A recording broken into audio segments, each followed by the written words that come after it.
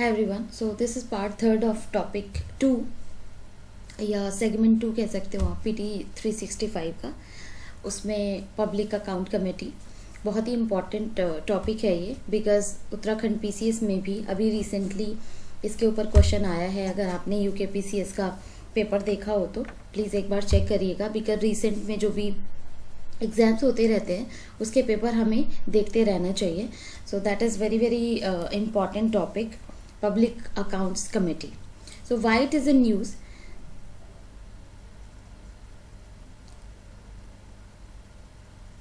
Continual celebration of public account committee PAC were held recently. So अभी recently ही form हुई है.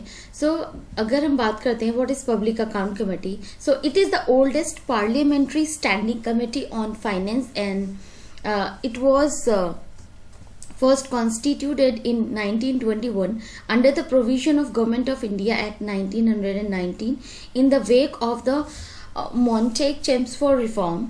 So Montague-Chelmsford Reform में 1921 में सबसे पहले फॉर्म हुई थी ये. अगर हम बात करते हैं मेंबर्स की, सो टोटल कमेटी में 22 मेंबर्स होते हैं. 15 जो होते हैं वो लोकसभा से होते हैं और 7 मेंबर राज्यसभा से होते हैं. तो ये क्वेश्चन आया था कि लोकसभा से कितने मेंबर्स होते हैं. So that was a confusion कि लोकसभा से कितने मेंबर्स आते हैं. सो लोकसभा से 15 मेंबर्स आते हैं और राज्यसभा से 7 मेंबर्स आते हैं. उसके अलावा the speaker is empowered to appoint the chairman of the committee for amongst its members. So इसके जो मेंबर्स होते हैं 22 मेंबर्स, उसमें से जो चेयरमैन अपॉइंट करते हैं वो स्पीकर अपॉइंट करते हैं.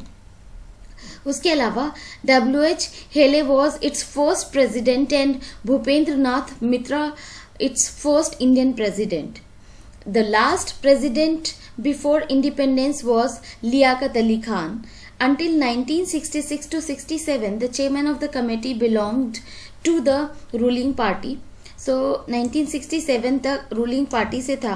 हाउएवर उसके बाद से अगर हम बात करते हैं, since 1967 conventional and developed whereby the chairman of the committee is selected invariably from the opposition. सो उसके बाद से अपोजिशन पार्टी से ही उसको चूज किया जाता है जो चेयरमैन है. एंड अगर फंक्शन की बात करते हैं, so it is constituted by parliament each year for examination of accounting showing the appropriation of sum granted by parliaments for the expenditure of government of India. So government India का जो expenditure होता है उसके लिए. Apart from this annual financial accounts of government of India, so जो annual financial statement होता है उसके लिए जो अकाउंट चेकिंग के लिए ये कमेटी का गठन होता है. और जो अपोजिशन पार्टी से इसके चेयरमैन को चूज करने या अपॉइंट करने का मतलब होता है कि जो भी लिमिटेशंस होनी चाहिए गवर्नमेंट पे, जो भी खर्चे हो रहे हैं, गवर्नमेंट जो खर्चा कर रही है उसको कोई वॉच करने वाला होना चाहिए, जिससे कि जो स्कैम्स वगैरह होते हैं वो बाद में काफ़ी बाद में पता चलते हैं. जब कैग वगैरह उन अकाउंट्स को अच्छे से देखते हैं, उसके बाद जो रिपोर्ट प्रेसिडेंट को जाती है, प्रेसिडेंट फिर इन कमेटीज में डिस्कशन होता है, उसके बाद से पता चलता है कि हाँ कोई स्कैम हुआ है. So that is why these committees are very very important. Apart from this, such other account laid before parliament as the committee may deem fit, such as an account of autonomous and semi autonomous bodies. So ये autonomous और semi autonomous body है. And apart from this, accounts of those of public undertaking and government companies which come under the purview of the committee on public undertaking are exempted. सो इसमें जो भी जितने भी government undertakings होती हैं और उसके अलावा जितने भी जो गवर्नमेंट से रिलेटेड या कह सकते हो, तो वो सब एग्जेम्प्टेड होती हैं इसमें. So this is clearly mention that according accounts of those of public undertakings and government companies which comes under the purview of the committee on public undertakings are exempted. Apart from this there are few important points कि actually में है क्या, static portion में I will cover that, but जो भी आपको note करके चलना है कि क्या क्या पूरे साल में जितने भी टॉपिक्स थे, जितने भी टॉपिक्स आए हैं करंट अफेयर्स में, तो उसके बेसिस पे आपको स्टैटिक पोर्शन अच्छे से कवर करना ही है. So the parliamentary committees for oversight on the public finance and government expenditure. So first of all, estimate committee and committee on public undertakings. So estimate committee के बारे में बात करते हैं. That is set up in 1950 to examine the estimates included in the budget and suggest economies in public expenditure. Apart from this, originally it had 25 members, but in 1956 its membership was raised to 30. All the 30 members are from Lok Sabha only. Estimate committee सबसे बड़ी committee होती है. इसके ऊपर question आया है तो आपको ये याद रखना है कि एस्टिमेट कमेटी में 30 मेंबर्स होते हैं. 1956 तक 25 मेंबर्स होते थे और जितने भी मेंबर्स होते हैं वो सारे लोकसभा से होते हैं. The chairman of the committee is appointed by the speaker from amongst its members and he is invariably from the ruling party. So ruling party से होते हैं यहाँ पे जो चेयरमैन होता है. उसके अलावा अगर हम बात करते हैं committee on public undertakings, so committee on public undertakings established in 1964 on the recommendations of the Krishna Menon committee.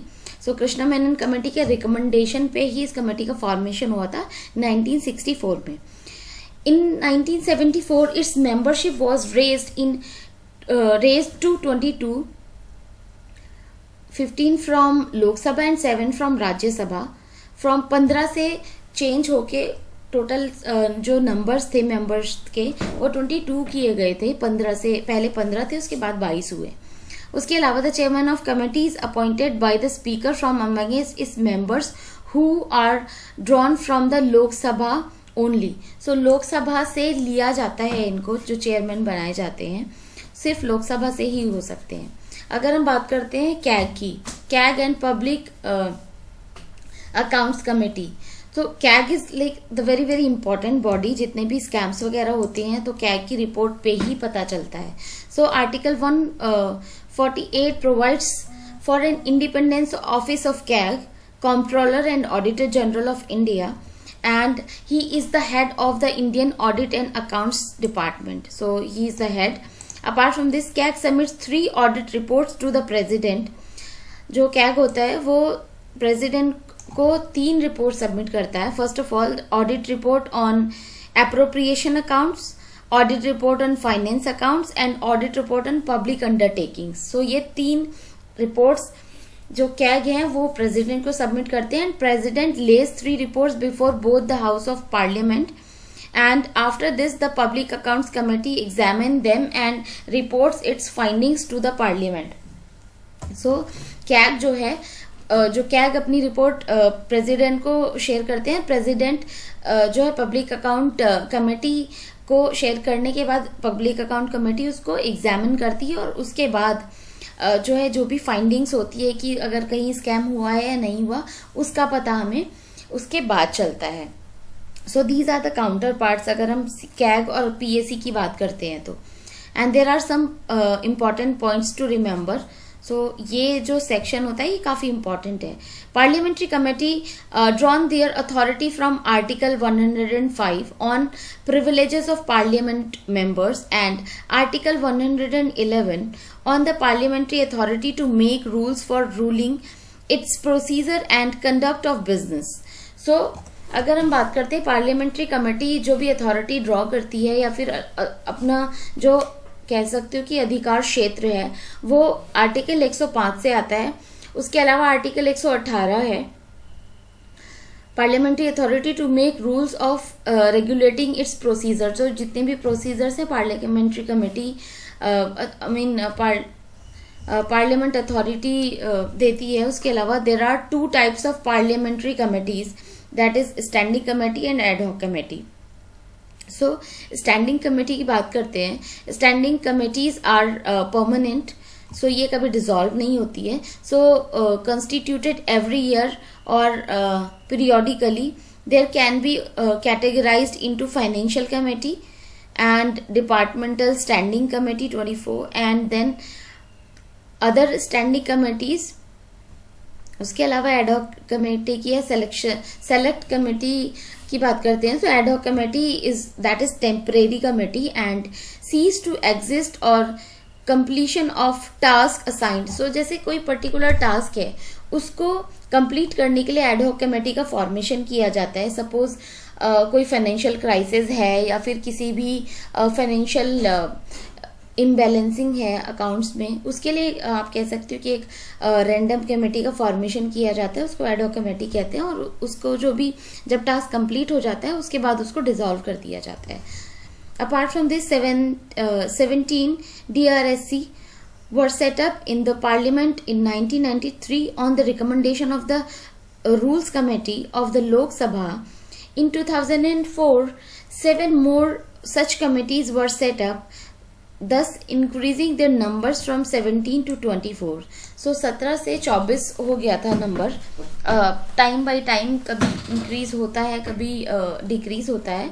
so this was all about committees and इसका जो स्टैटिक पोर्शन है आपको डिटेल में करना पड़ेगा, बिकॉज इसके बेसिस पे अगर कमिटीज उसमें आई हैं करंट अफेयर में तो फिर ये इम्पॉर्टेंट हो जाती है. Similarly it is mention that departmental related standing committees are being reconstituted. So बात करते हैं DRSCs की. Parliament constitute the DRSCs that perform 3 important functions. So DRSCs का फंक्शन यहाँ पे मेंशन किया गया है.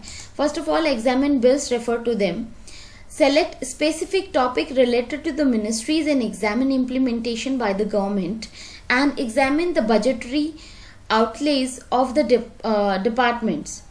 Out of the 24 DRSCs, 8 works under Rajya Sabha and 16 under Lok Sabha. And after that, each committee constituted under Rule 2068 has total of 31 members, 21 from Lok Sabha and 10 from Rajya Sabha. So the members are to be nominated by the Speaker of Lok Sabha or the Chairman of Rajya Sabha respectively. A minister shall not be a member of any committee. So minister कभी भी किसी committee का member नहीं हो सकते हैं. And member of the committee shall hold office for a term not exceeding 1 year. So एक साल से ज़्यादा का टेन्योर नहीं हो सकता. So this was all about DRSCs and committees. Hope you understand that you have to go thorough for the basics of this topic, और आपको स्टैटिक पोर्शन से कवर करना पड़ेगा. Till then study hard and prepare yourself for the upcoming exam. Please share and subscribe the channel for more informative videos, and you can help to your friends as well. Till then, thank you so much.